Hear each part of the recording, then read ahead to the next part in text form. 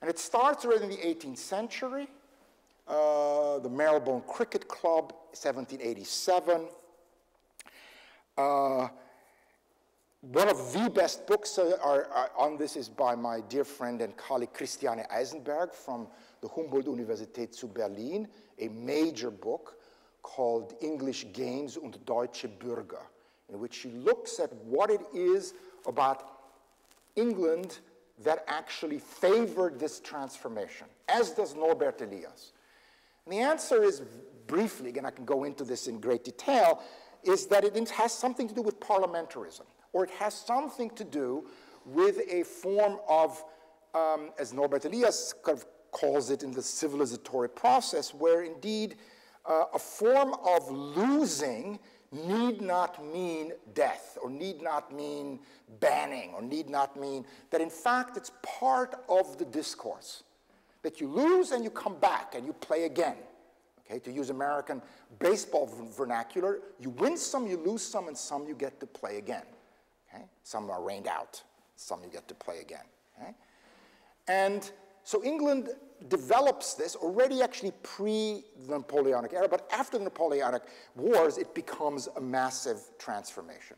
And it is led basically by, again, very quickly now, and schematically, basically by the notion that sports suddenly become something integral to education, that they're integral to a modern man. They're integral to character, they're integral to team play, they're integral basically to a modern person in a modern capitalist world. Okay? And this is driven mainly by the so-called public schools, which you all know are not public, but certainly very fine, Eton, Harrow, Winchester, and so on.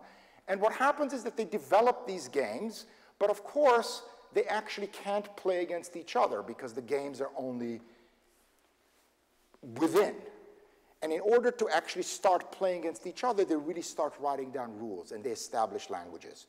And in this new book, I have this whole thing about how this is grammar, literally. I mean, they really form the metrics of a grammar, and they create a language, which is the only one I'm going to concentrate on here, because the other part is obviously the United States, and it's fascinating to look at the role of Harvard, and I won't do this here, but only concentrate on the European side of the story.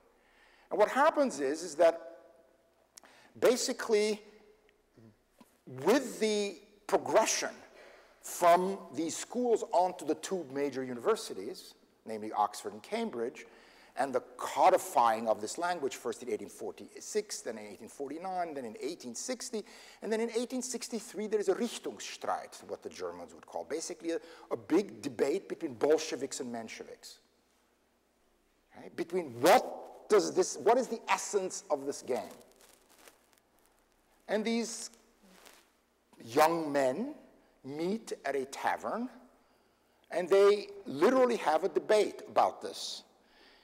Should the game be a game of mainly physicality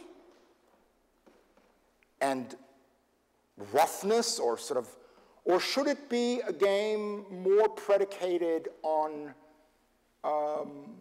technique or less physicality?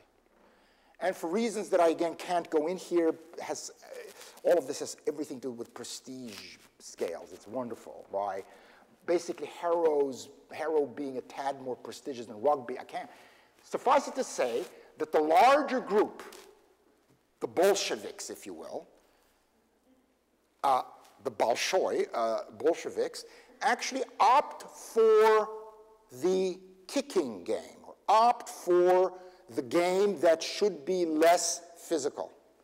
And those that actually do not see this, and they thusly form what is known as the Football Association.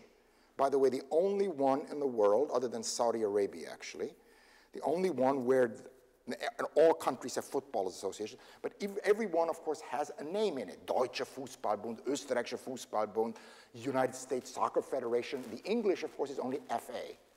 They didn't have to name themselves because it was the only one, the first one. It's just known, of course, as the Football Association. Okay?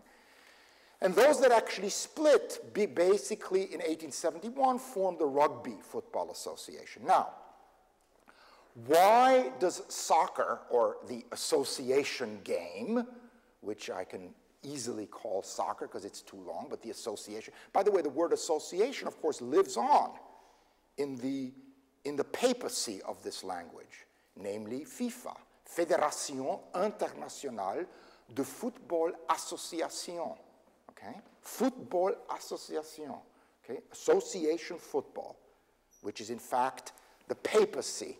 It's the Catholic organized sport, as opposed to all the other football games which are Protestant organized. I'll get to that in a minute. I'm serious, or Orthodox, if you will. You know, basically, they're different. They have no overarching global jurisdiction. Why does this win over the other football languages? Okay, and the answer goes as follows, very briefly, and we talk about, again, only the European side, because it's fascinating to look at Australia, New Zealand. The association game, by the 1870s and early 1880s, drifts northward and becomes the language of the industrial working class.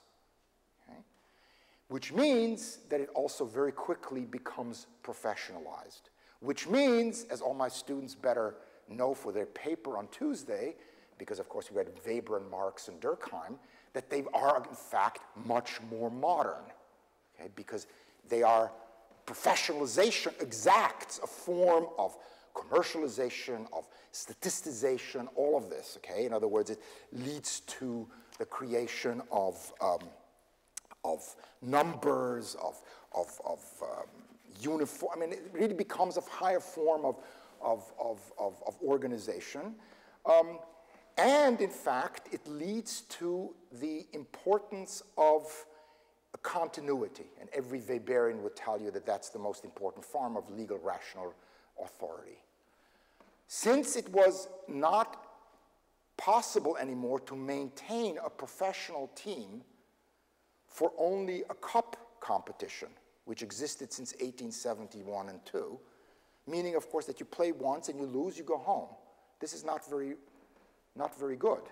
What do, in fact, professionals create? They create a league. League creates continuity. It creates a whole new structure. And the Football League learns this, of course, from the oldest league of them all, namely the National League of Baseball Clubs, 1876.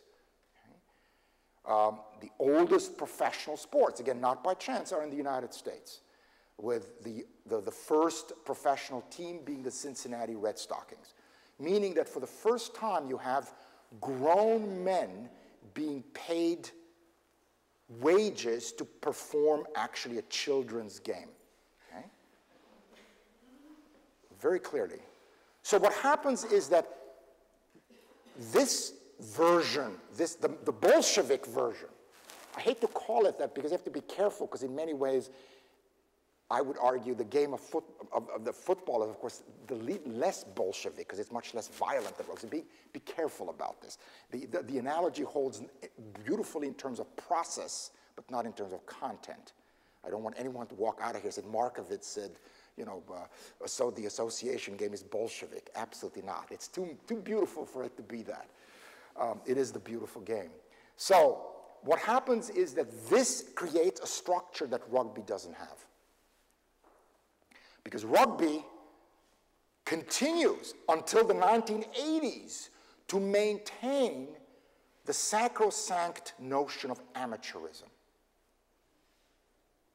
Amateurism is actually, in a Weberian sense, a more retarded form than professionalism. Okay?